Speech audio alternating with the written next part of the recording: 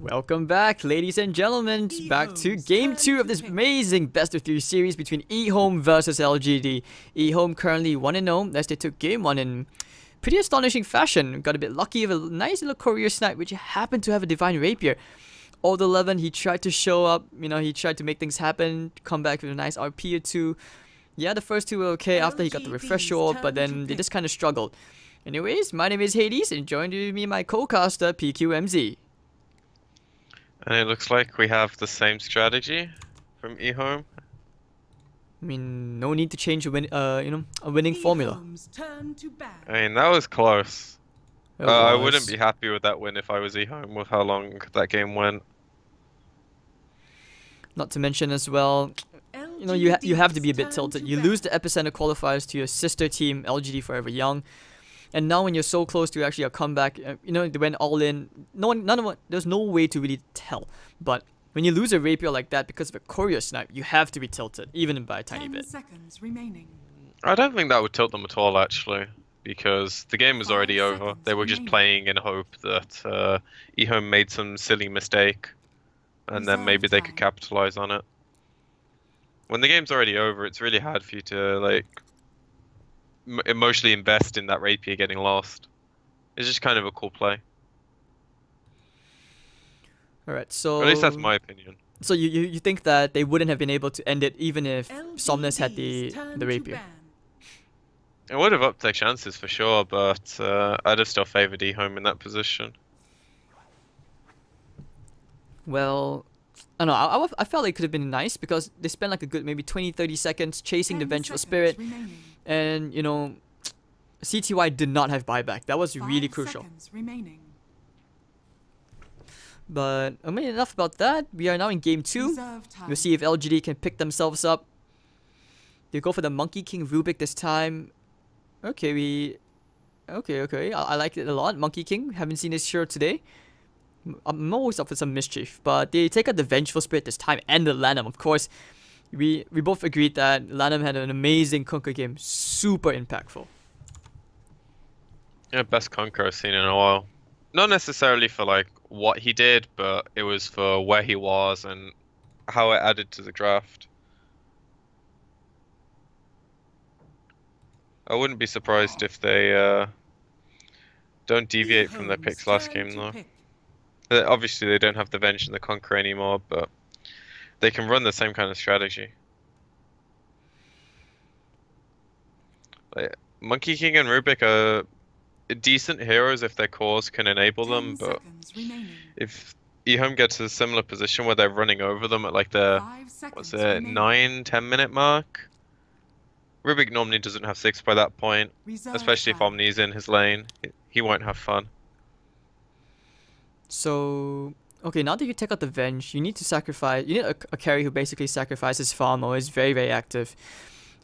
Because Omni Knight is just so greedy from the off lane. You don't have anyone who actually initiates for you. So, Life Stealer. Life Stealer again. Okay, then yeah, I can't disagree with that. The Life Stealer, always a reliable hero to just lean on. But it feels weird because they depended so hard on banking all in on CTY. Like you had your so-called safe lane carry just to swap CTY out. That's how much they banked in on that one Shadow Fiend. Oh, they could still go for Shadow Fiend. It's quite hard at the draft, but okay, cutting to the bonus time again. Let's see, Rubik, he's got a few nice spells. He can steal if he steals Repel. Any of the Omni Knight spells, all 3 of them are going to be amazing. I think that's 90% of the reason they picked it. What's better than an Omni Knight? An Omni Knight with a stun. That's true, and not to mention the Fate Bolt. Tiny bit of nuke, so... Added value. Added value, exactly. So EHOME, they go for that 4. It will be the Slaughter. We haven't seen this at all in a while, actually. But I always look forward to a good Slaughter play. He's very simple to execute. The Amplify... 5 seconds we might actually see the CTY Shadow Fiend one more time. Oh, there's lots of options for the Slider to enable. The only one that's banned out of the pool is Venge. Would you consider a PA? I'd probably want to see a core, or at least 2 from LGD before I picked PA. Oh, I But mean for it's a EHOME. possibility for sure. I mean for EHOME. I mean PA, Ursa. Yeah. I know what you meant, but I'm just saying I'd like to Mhm. see LGD have 1 or 2 of their cores before I Okay. picked that hero. So they have to think very hard right now. They go back for the Ember Spirit into the Omni Knight. I don't know. I question this because there's no way to get rid of the repel. You have to time it right. Unless you, of course, you go for the alternative target who's not repelled while the cooldown is that long. So Weaver. alright, they go back for the Weaver. LGD's Swarm turn and to Corrosive pick. Haze. Yeah, I guess that kind of works, but it's such a pain to play against Weaver. They don't have good stuns.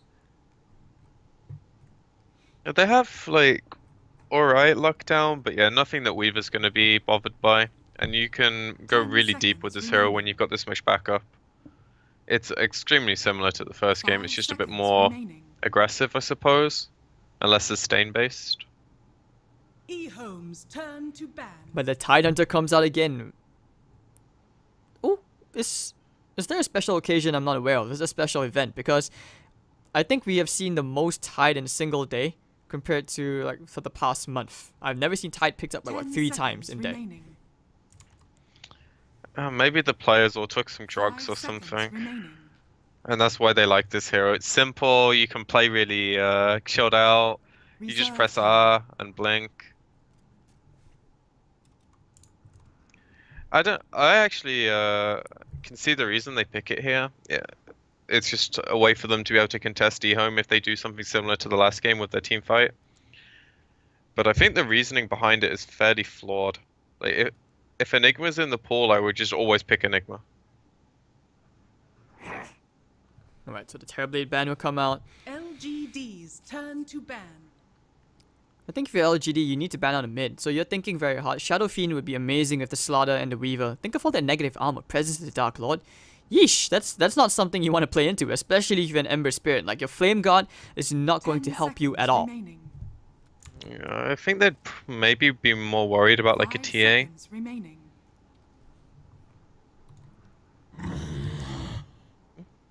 That's a weird ban, but LGD's turn to pick. EHOME do have a history of OD.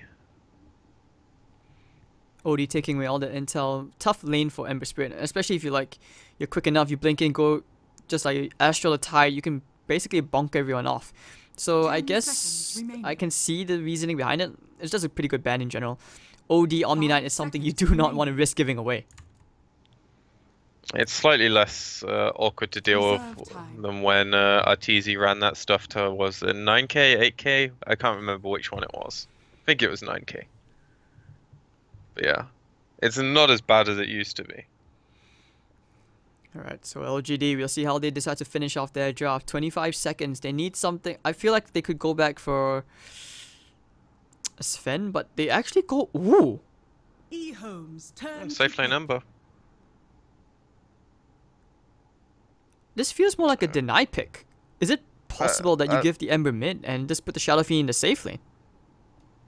I think Shadow Fiend in the safe lane is 10 seconds remaining. probably not very good against 2 melee strength heroes that are going to run at you. 5 Providing the seconds Slider remaining. goes here instead of the Warlock. If that's not the case, then you just have 1 strength hero with more heals running at Reserve you. time. Shadow Fiend doesn't have very easy time in the safe lane when he's pressured. It's much easier to like build your game from the mid. Because you get your levels, you just go to the jungle, your farm is going to come at some point when they leave you alone or your team makes space for you. Whereas in the safe lane, you don't have that luxury as much, and you itemize differently as well.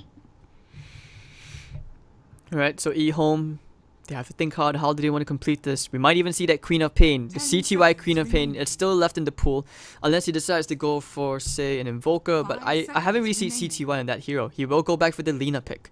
So Lina against SF or Ember Spirit, that's still quite okay. Yep, Somnus will be taking the SF mid, like you said. It will be Ame on the Ember safe lane. Haven't seen that physical Ember in a very long time. Is this a physical Ember game, or do you still think you can build into the magic build from the safe lane? You can definitely still do the magic build. I think it's just superior in nearly every game. The problem with the like double Battle Fury Daedalus style was it just took too long. This patch ramps up a lot quicker. You don't have that time. And if you do want to play the split pushing style, you just buy a Maelstrom or Radiance and you push the waves instead. And it's actually a lot easier for you to not have to worry about buying this 5k gold item before you can actually push and actually farm effectively. All right. I'm not sold with the LGD draft. I think the heroes are all pretty good, except the Tidehunter, in my opinion. But I don't think it works very well against what EHOME are running. That's why I said it feels kind of forced, and at the same time, it's more like a deny pick if more over anything, because I've never seen LGD run a draft anything like this. I might be wrong with this, but unless I knew for a fact the enemy team was gonna like Huskar me if I don't pick it right here, I would never deny pick something if it didn't work in my draft. And I think the Shadow Fiend can work for them by all means. Like Shadow Fiend, Tidehunter is like very synergistic in how they want to play. It's just the meta's gone slightly away from the Tidehunter style and more Slardars, Omni Knights, Abaddons, etc. Alright, so the ward's being placed out. Monkey King just casually walking around as a... I was gonna say a boot. Half correct. That's the TI courier, I think. Yeah. Is it? It is, right? That is the TI courier. I think it is. Well, not to Monkey King, but okay, they take care of the ward immediately. They found out. And that's going to be a plus 100 gold going the way to Victoria. Much needed. Can actually afford the PMS now, which means you basically don't want to trade hits with this guy. Well, I don't think they'll mind trading hits if they go aggro. And this is a really smart decision for them as well, because LGD supports are not good at like contesting this lane. And similar thing to the other game, Tide does decently against Omni, but sorry, not the previous game, but the previous series. Omni's pretty good 1v1 hero. Should do fine here. If anything, he's going to enjoy this 1v1 matchup. I like the Weaver aggressive lane. This helps them to really pressure this Ember Spirit, especially since you have such strong negative armor from your side. We'll see what. And it also stops them having any kind of he play uses two on the mid tangles. Do you lane. want to get the kill here into Somnus, looking for the Light Strike array. It's going to connect. Do they have enough physical damage though? Might do. They need one more right click. It should be enough. Oh, the Fairy Fire! He's going to get the first blood. Lenham's going to pay for it with his life, but Whoa. Somnus gets a bit of gold. Hey, first blood over the return kill, that's for sure. Yep. No question on that.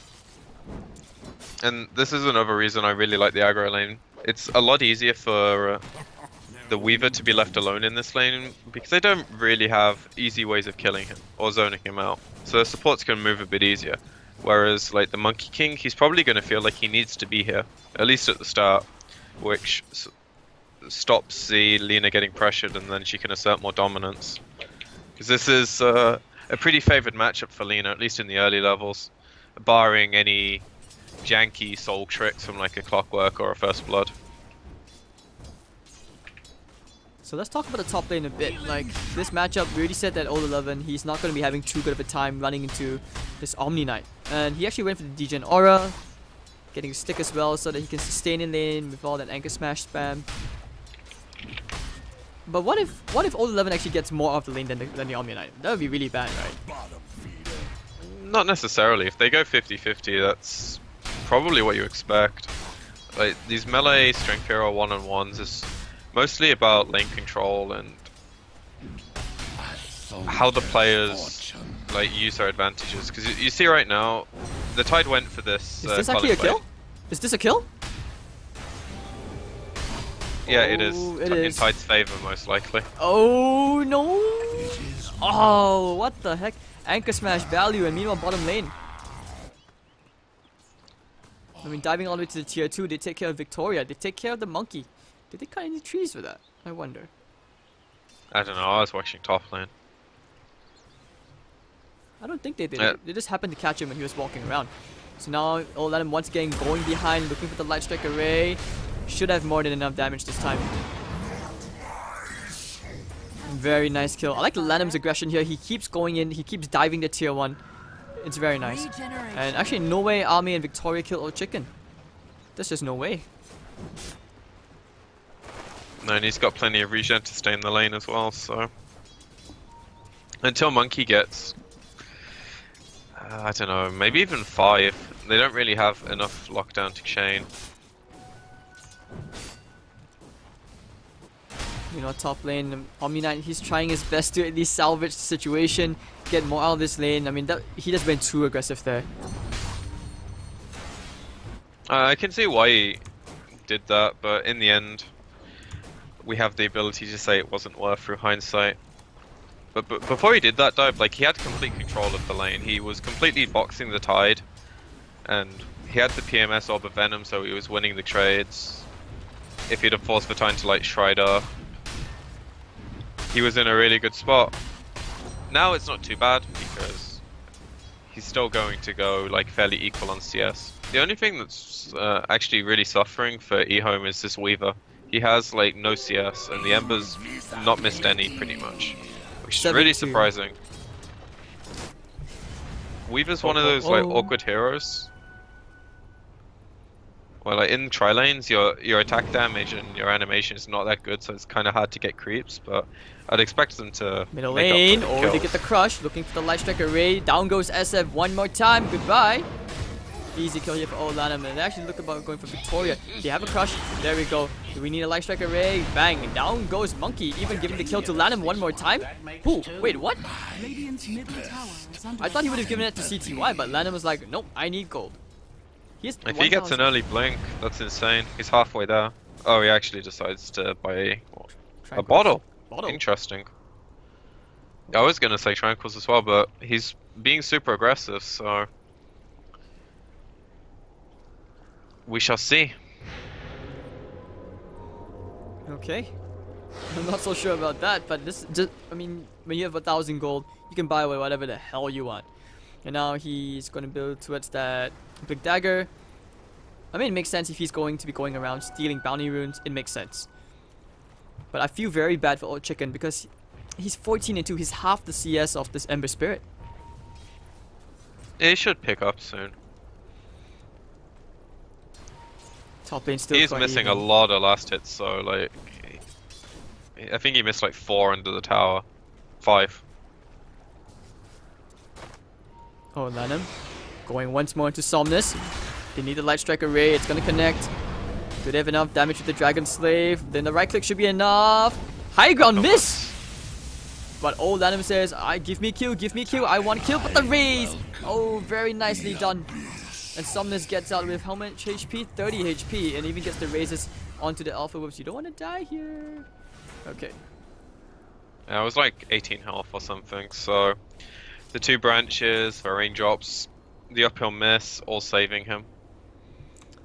As I said last time we casted, like, uphill misses, they're complete bullshit.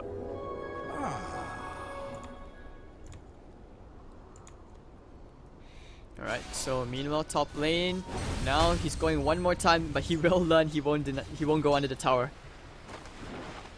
Lesson learned. Yeah. Meanwhile, Lanham just doing his own thing, you know, going around, collecting bounty runes, getting his fair share of gold. He's gonna bump into the SF. Hello? What you doing? I think he's okay to trade hits here. Oh, he might even get the kill. Oh god. Oh, misses the crush. Otherwise, there might have been a kill. It's probably for the best he missed it.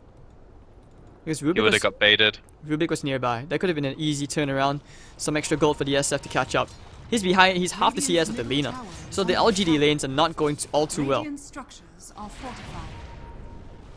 It's basically the trade-off where Lena's winning the mid lane, Ember's winning the bottom lane, and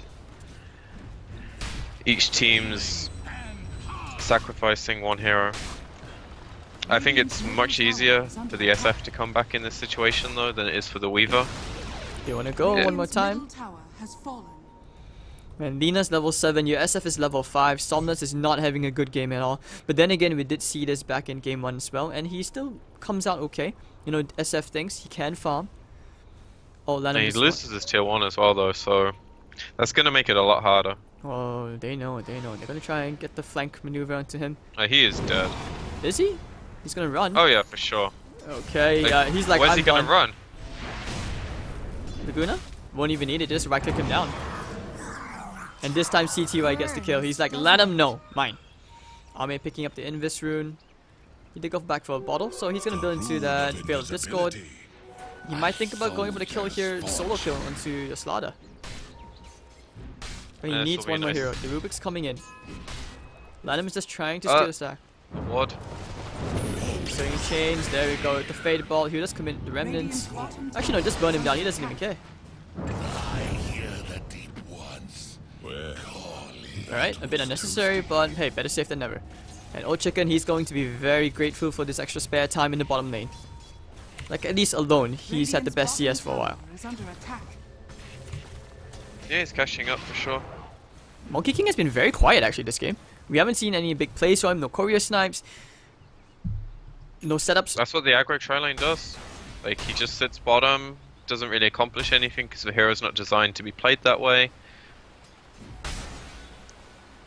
And now it just feels like he also died top. I think it was just solo Omni Knight. Maybe the Warlock was there. Not 100% sure. Middle tower is under attack. But he's on kind of the same game plan as the Shadow Fiend. They just need to like have some space to actually get where they want to go. Monkey is like, it used to be a hero when it first got introduced with how the stun worked and stuff, that you would be okay having no items on this hero, but I think people really understand like how strong the ult is, and the strength of the hero comes from having some farm on it now. And it's also, people are a lot better at catching you now. So it's a lot harder to juke and drive your way through the trees. Teams are a lot more versed at dealing with the hero. LGD, they did smoke up a bit early on between Ember Spirit and the Rubik. They're just gonna start pushing this wave out, maybe even try to get some pressure onto the tier 1 tower. But SF is nowhere near close enough to being farmed. Like, he's going back for the Hand of Midas. Is that okay in this situation? I think it's a problem. Like, when I see Midas on SF, I always think this could be a Dragonlance. And that item, like, you don't need help to farm on this hero. The only reason he's dying so much is because his team's always on the other side of the map and he's being left on his own. Looking for heroes. Yao actually gonna get out. They don't have any stuns for this. Oh, that was a really long TP, and I think EHOME didn't know about that. So they will get themselves a tier 1 tower. Top lane, Old 11 also gonna get some chip damage out. He went for the Hooded Defiance first. Has a Ravage. He's okay to tank it just a tiny bit. That should help. Yeah, he's not someone they want to mess with. Oh, Somnus actually going for the optimistic TP back home. Old Lanham very lucky that he doesn't have like a very lucky point in the bash. You never know. Sometimes shit happens. Not really at level 6. It's very, very rare you see bash points.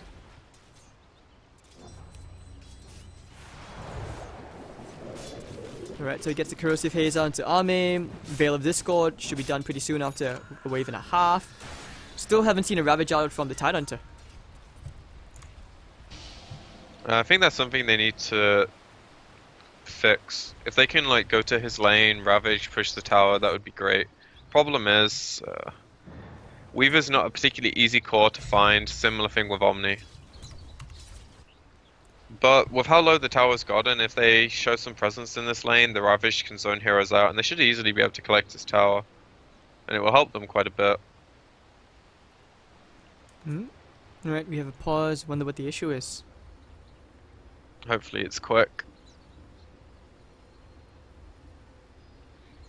First pause of the series, of the day, even. Yesterday we didn't get any pauses as well, did we? Yeah, we didn't get any pauses. Yeah, I've been lucky.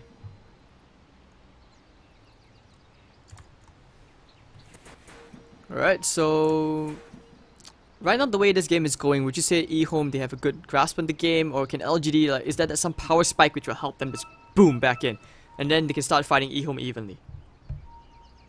I think they're kind of at the point where Ember has his Veil, Tide has his first tank item. If they actually take a fight, I think they'll be okay. The only issue they really have is the monkey being underleveled and the SF only having a Midas. But EHOME aren't like that farmed either. The main thing that was going really well for them was Lanham was getting a lot of rotations early. That all yielded, and C2Y is very fat because of that, but I think he's about to tank a death. Maybe. EHOME getting the steering chains onto CTY. I'm not sure what you're doing there. And that right click, Somnus gets himself a kill. Alright, so LGD, okay, they find themselves one tasty pick off.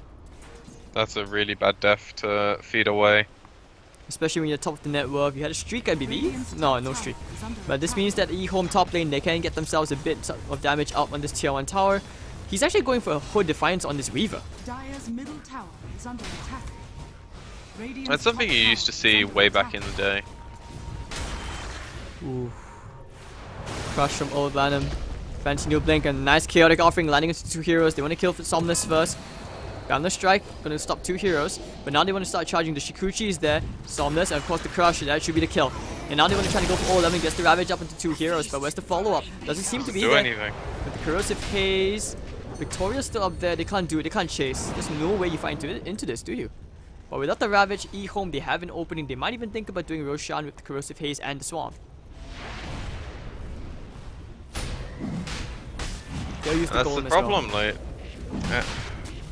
you use that Ravage, it accomplishes nothing, and now you just kind of sat here like, well, fuck. You know what they're doing, but you just can't do anything about it.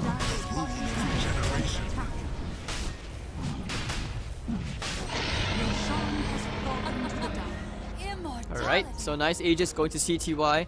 Bloodstone completed, so this is where they can start to pile things up. They found themselves the Tidehunter. The Purification Nuke will be there, but of course he lays an Anchor Smash out, so not that much damage out from Old Lanham. And Tree Dance, well, Victoria, he needs to get out. Old Chicken with the Repel on him. Yeah, he's not that tanky. He shouldn't have dived that, I think, but... I mean, at least he's still safe. Now they can start to actually properly pressure that tier 1. CTY in a very, very aggressive place, a bit too far out. You know, Victoria takes care of the board, just denying EHOME some extra vision. Well, that's one thing LGD are gonna really rely on, I think, is just fighting under their vision.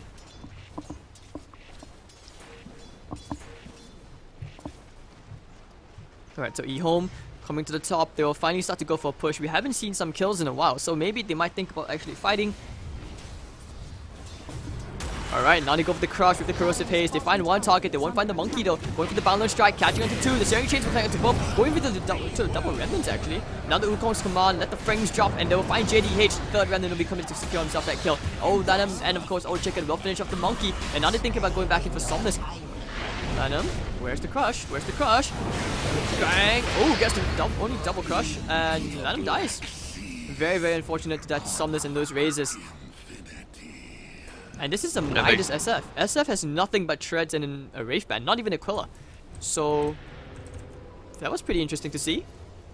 What a ton of events. 2 and 2. Yeah, the Linux just wasn't there when they make the jump, and she's the hero that does damage. And the Weaver went for a really defensive build, so he's pretty much relying on the Swarm ticking a lot before he does any damage. And now he's going for a Diffusal Blade. Alright, so... his Atomization, I like it because it's good against the Ember Spirit. You take care of the Flame God. Make him really slow and all that. I like how you can also just go to the back line because... oh, hold on, Tidehunter. Victoria with the Boundless Strike to save him, going for... oh, they actually break the trees! They find the Monkey, they go for the Dragon Slave, and those right clicks will be more than enough. Old Chicken getting himself a kill. And I think they can go for a bit more. See why the Bloodstone Chargers are piling up. Crush. Onto the real big Dragon Slave. Will not be enough. Of course, the Chaotic offering does came out. How convenient. Ravage down to 3. CTY not yet dying, looking for the Light Strike Array. They really want to kill out with the Laguna bit. They will get all 11, so more Bloodstone Chargers. And don't forget, CTY still has the Aegis. And while all this is happening, there's still a T1 standing. Not for much longer, I imagine. So after the mech and the Arcane Boots, Omni Knight will now be going into that Hand of Midas. So this time, I like the way he's just so flexible with his itemization. Yeah, the hero's just whatever you need, really. It's kind of similar to Abaddon in certain ways. Abaddon's just like, I'd say a bit more linear. And they're actually all going for like hoods. Wow. Makes sense when you're going up into a Magic Ember. Shadow Fiend has to depend on his raises for now. Like, he just completed the Dragon Lance, but you know, this Midas will start to pay itself off pretty soon, going for the BKB. It's a defensive item, so not so much like, you know, damage. And now they take care of another ward.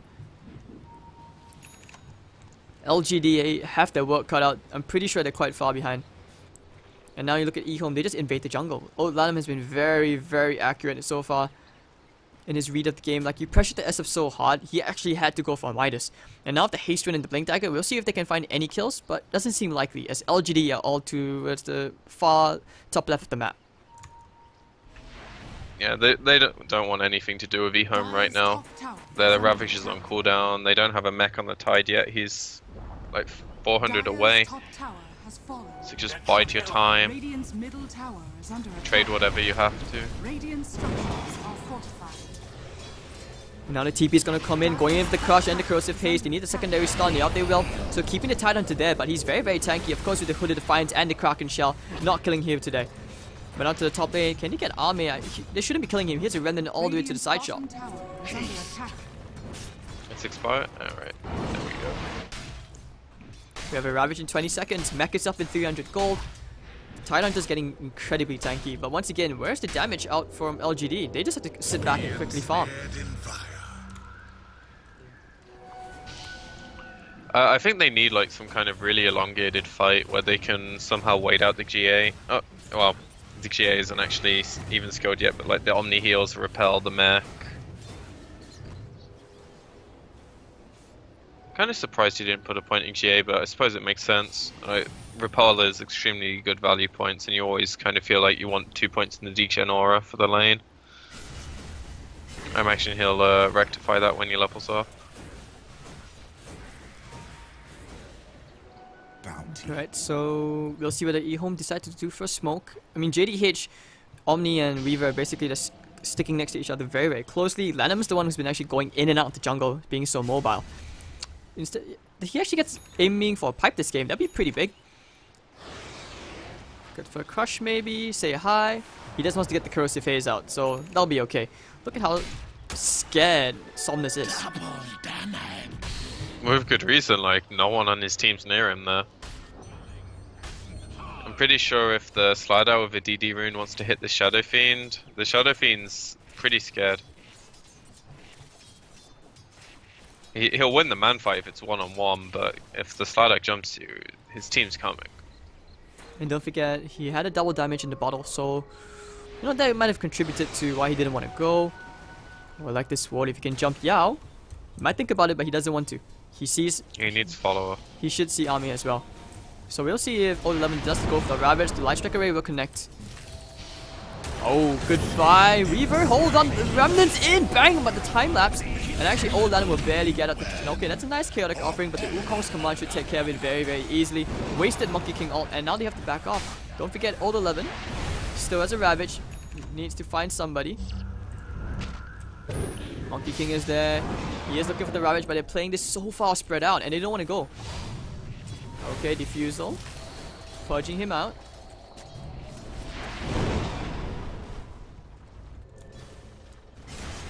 No, it's just all about if EHOME overcommit and they can turn with the Ravage or not. So they're doing a really good job of not committing when they know it's up. And if they do, it's normally when the hero can be saved by the Omni. And now that Lanham's coming back, they might feel a lot more confident in taking a fight. Oh, I like this ward, and now hold on the Remnant back. But they're burning all the Tide's mana. He's not going to be able to Ravage. There is no Ravage, but okay, even the Arcane Boots, he still doesn't have enough. Okay, he needs to pop the 1 charges for that. But okay, get the Crush onto the SF. They may be thinking about going back this. He has a blink in 5 seconds with the Crush as well, and they will take care of Yao first. Now they can think about the Ravage, but 11 needs to go back to the Shrine. Oh, he actually gets out just barely with like 11 HP. And now they actually just back off. EHOME not going to overcommit like you said. Remnant forward. They really want to find the Searing Chains. Looks like they will actually just find JDH, who just see the ward. Gonna take care of it.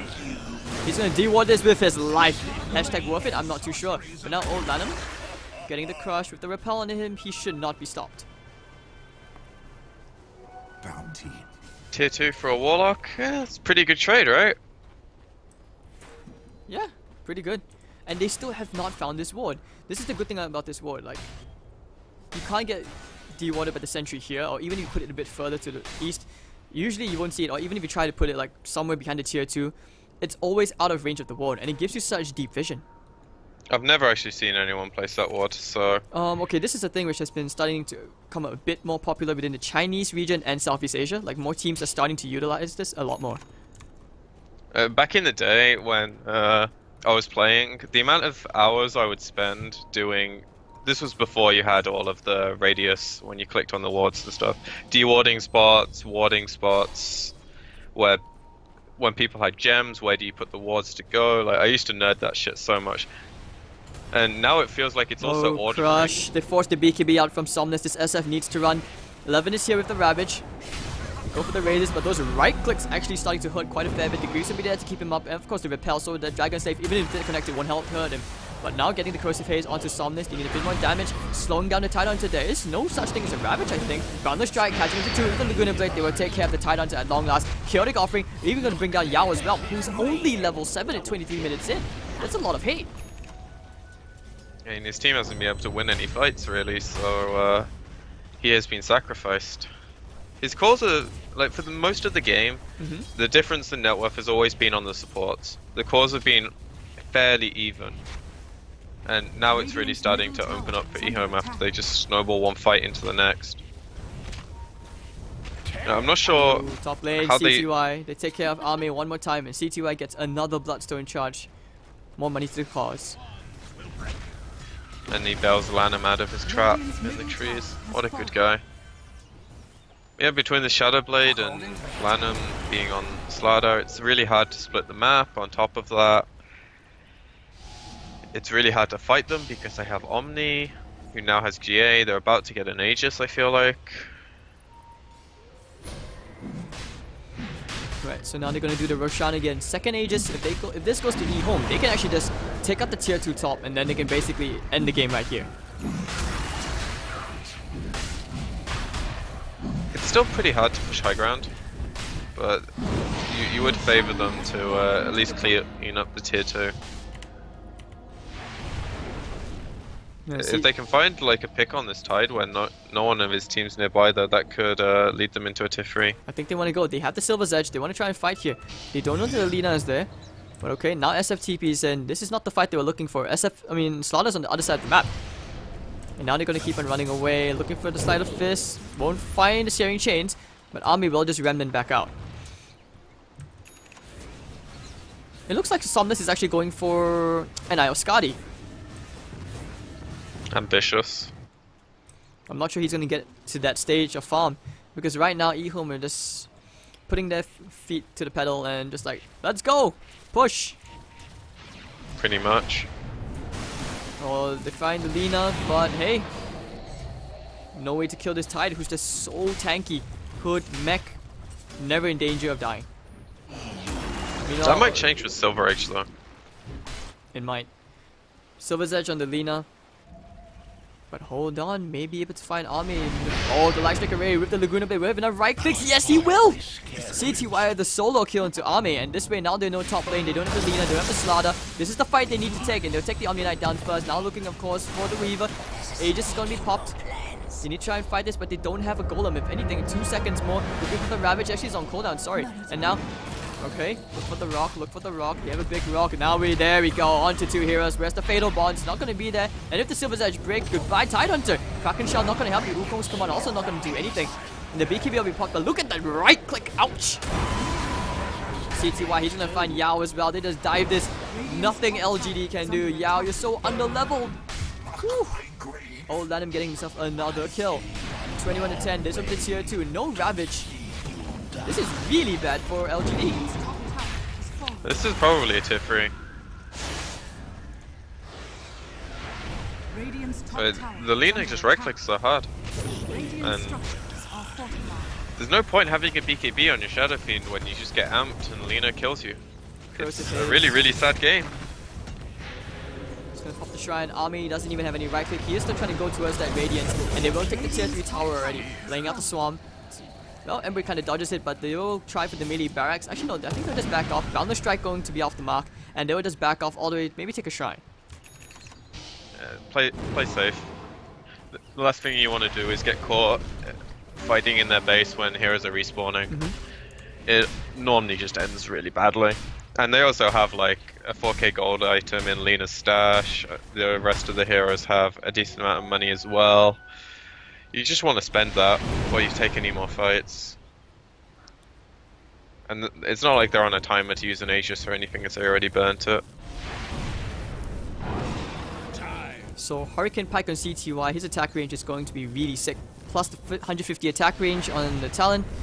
This guy is... I think he has more range. More range than the Sniper. Sniper's range is actually like nowhere near as bad as it used to be when you see all these heroes with Dragonlance, attack range Talons.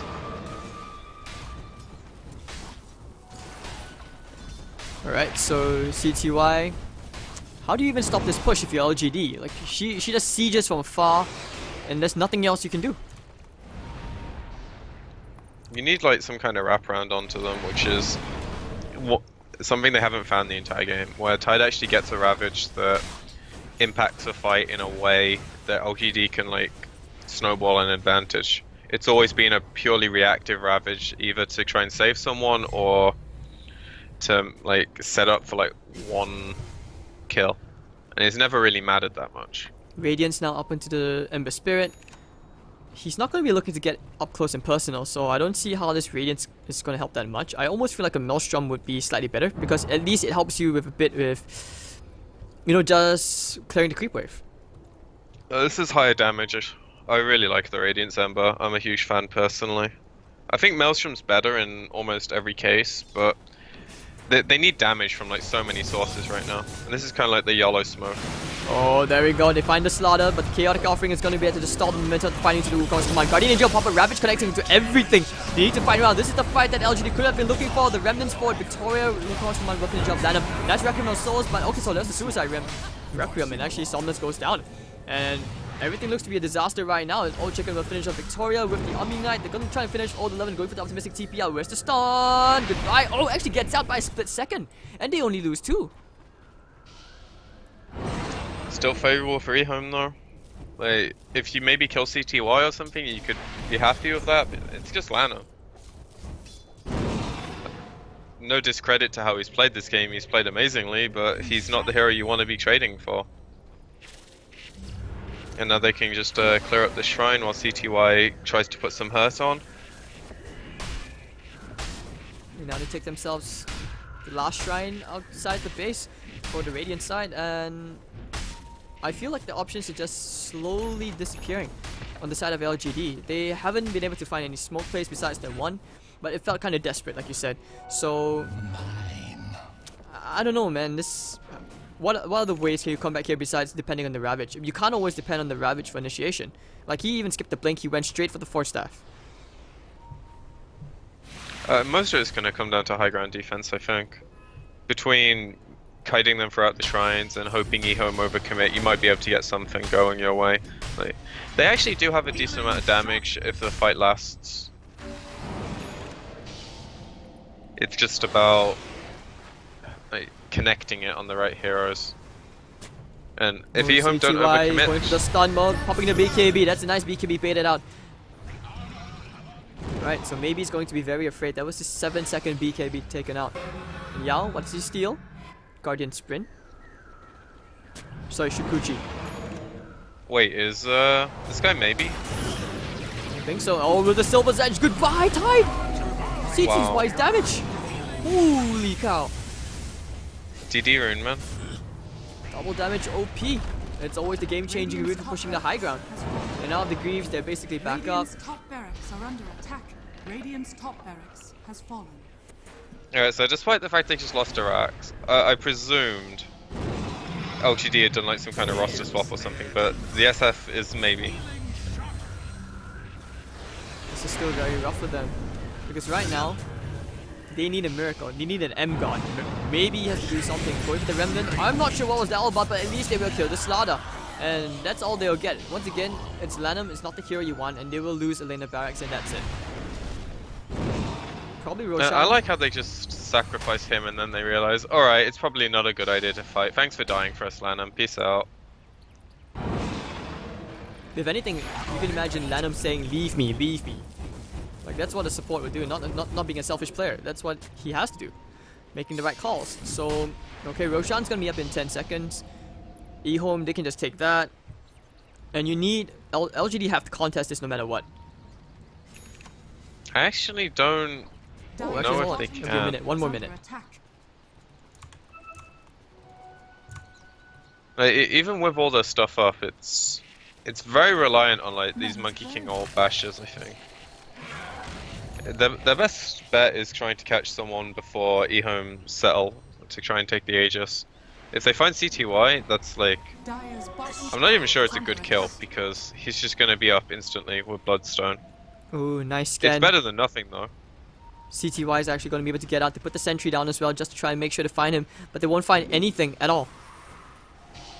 And meanwhile, EHOME, they're looking for a fight. The Weaver's going to come up, he's going to scout them, and he's probably just going to back out, lays out the Swarm, trying to catch all 11. If they can kill him off right here, this could be really, really bad. No Shrine for them to run back to. Going for the Crush, lift up immediately from Yao, and he's Balance Strike. The Ravager connects into 2. Now popping the Requiem of Souls, actually does quite a bit. Omni Knight will go down first. Wow, they're actually winning this fight. That's 3 heroes down on the side of EHOME. 3 for 1, but look at CTY, look at all that damage. And they just need to back off. The Warlock and the Lina alone are not enough to win this. What a fight here from LGD. They're just saying we're not done yet. We're still in this game. I don't know if it's them or the Bash Lords. Omni got chain stunned. The Weaver also got chain stunned. That ulti, man. The Boundless Strike was perfect. Timed very nicely with the lift, the telekinesis drop. So you time that 0.5 seconds. Like, how long is the drop again? The stun? It's like what? Yeah, it's only 1.75 seconds. It's not very long. But when you time it nicely with the Boundless Strike, you have 3-second window to channel the full Requiem into the Ravage. Beautiful play coming out there from LGD.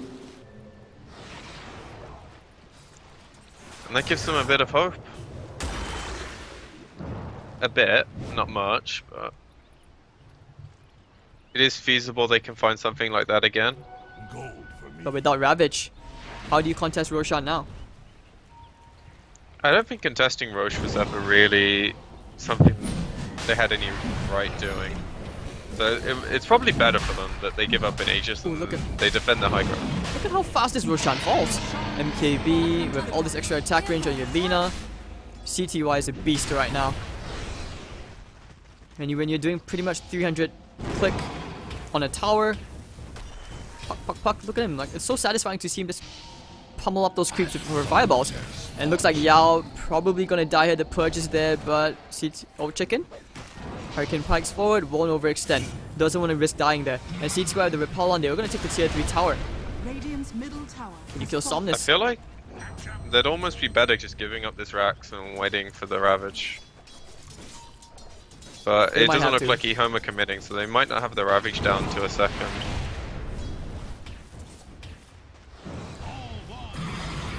Like, look how far away she is. Look at the Crush, You man. can't initiate. He just can't. Now the stuns. I mean, Oh, that's that damage! maybe. Now the BKB CTY might be dying here. Just getting the Glimmer Cape and of course the Purification to keep him back alive. And now they have to just use up the Shrine. Running out of options here, LGD, but they do hold the high ground. So this is what they need to keep on doing. Maintain that high ground. Take care of the wards.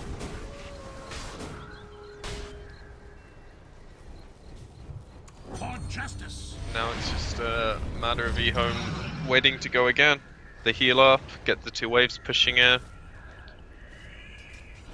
Unfortunately, they don't have any more diffuser charges on the Weaver, but everyone else is like good to go. Ooh, I just saw crit being purchased up on the Lina. Is that a Daedalus? It's a Bloodthorn. Wait, where is Lina even going to get the... Oh, he just bought the recipe, but never mind. Going for the Syrian Chains, but 4-stab forward away on the old Lanham. Repel still up on CTY. This is going to be quite a slow siege, but nonetheless, this forces LGD to stay inside the base. They have to turtle as hard as they can.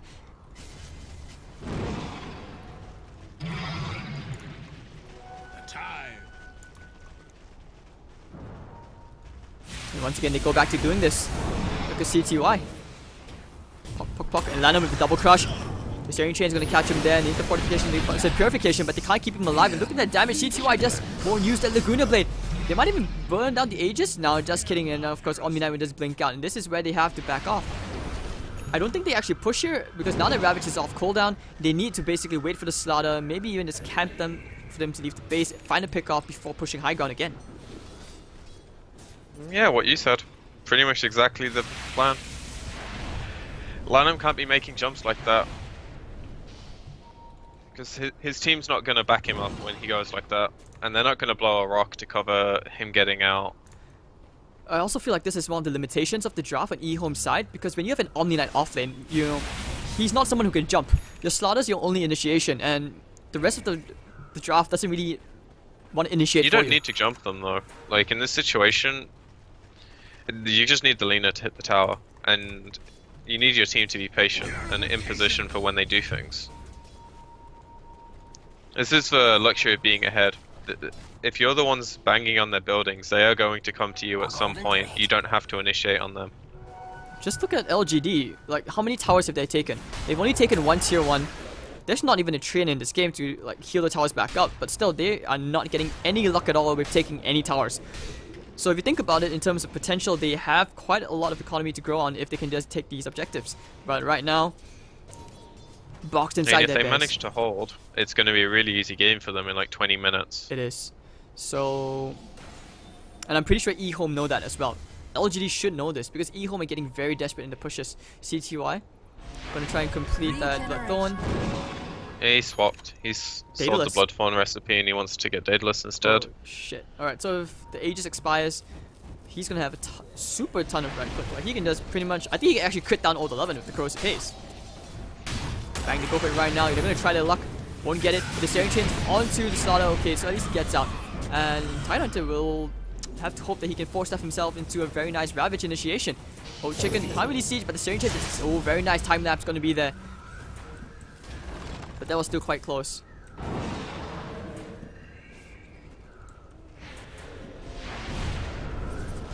Slow and steady, right?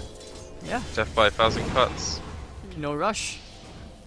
Is it they really get the death by cheese 1,000 over. cuts? I mean, LGD, they have such good potential to actually come back from this game. Don't forget the Ember can still transition into, like, I don't know, maybe even a physical Ember, where you just Divine Wave and cut down the whole creep wave if they can hold that long. It's a big if. But EHOME, you know, they respect this and they don't want to overextend. Now that the Aegis is gone as well, Daedalus up on Lina. It's all just them waiting for a pick. This is why Chinese games are considered so boring. Like a lot of the European teams and definitely the NA teams would have dived this base already, and they would probably have thrown. And this is why the Chinese teams don't do it. They're just waiting for the other team to make a mistake. And on the flip side, the team who's defending isn't going to go out of their base and make a mistake, because it makes it really easy for the other team to end the game. So we get this really annoying stalemate, where you feel like things could happen either way, but neither team's willing to make the jump. It's all just a waiting game. The EHOME are winning because they're getting more resources off the map. But there's only so many things you can do before it's like, well, you have to actually take a fight. Blessings. And that's what LGD has going for them. They can fight in any sort of choke point, Ravage, Monkey King, all just Ember damage throughout a fight. They're going to be able to pull some things off with their 25k net worth deficit.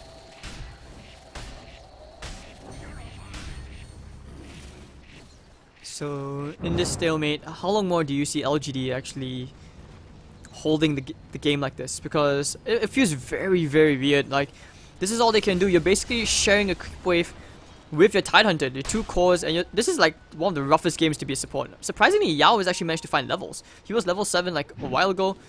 Now, obviously, you know, he's level 15. But he and Victoria, their options are getting very limited in what they can do besides just waiting at the back. I don't think their options are going to expand anytime soon. It's all just waiting for EHOME to push into you, I think. That is where they're strong. It sucks to like be in this as a caster because there's really not much to talk about.